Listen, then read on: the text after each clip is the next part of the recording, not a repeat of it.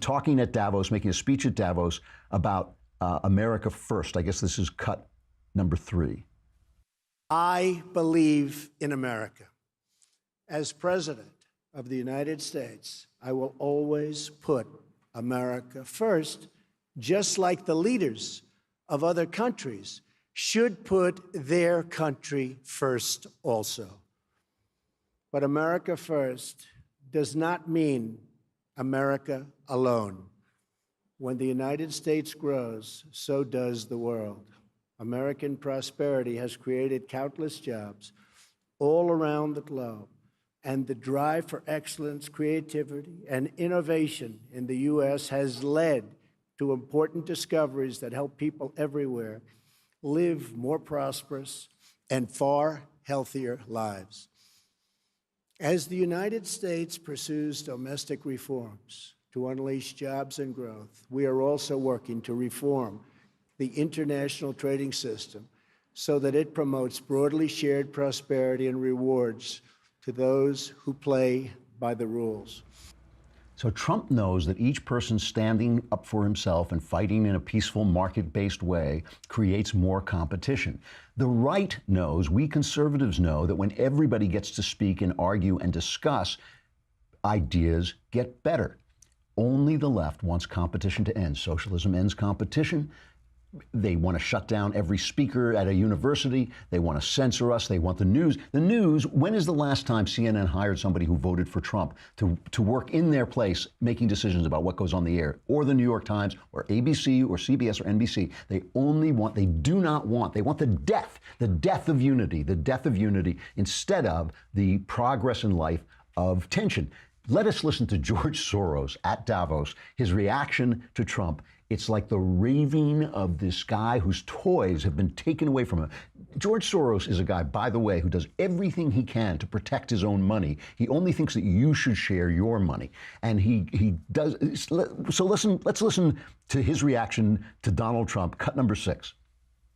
I used to define the goals of my foundations as defending open societies from their enemies, making governments accountable, and fostering a critical mode of thinking. But the situation has deteriorated. Not only the survival of open society, but the survival of our entire civilization is at stake.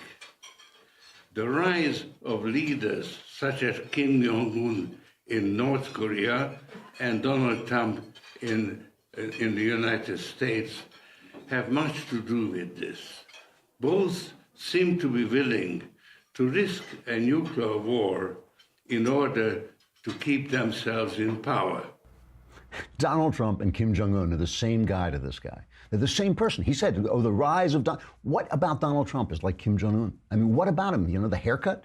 They both have funny haircuts. Is that it? I mean, I cannot think of this. And then he goes on to say that in this like really childish way, if you just picture him like jumping up and down at his, I know he's like 112 years old, so he can't do that, but if you just picture him jumping up and down, talking about Trump is finished, cut number 8.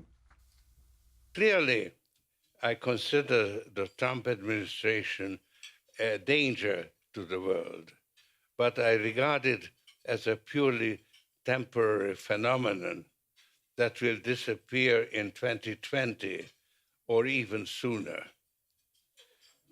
I give President Trump credit for motivating his core supporters brilliantly, but for every core supporter, he has created a greater number of core opponents who are equally strongly motivated. That's why I expect a Democratic landslide in 2018. Maybe so, but we will see. And what I really do think is what these guys want is a different kind of unity, a unity of mind, a unity of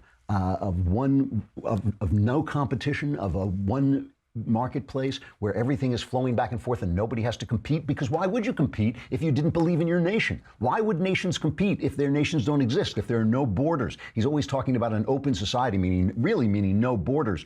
If people can flow in, we don't have a country. Why would we defend our country? Who would compete with whom?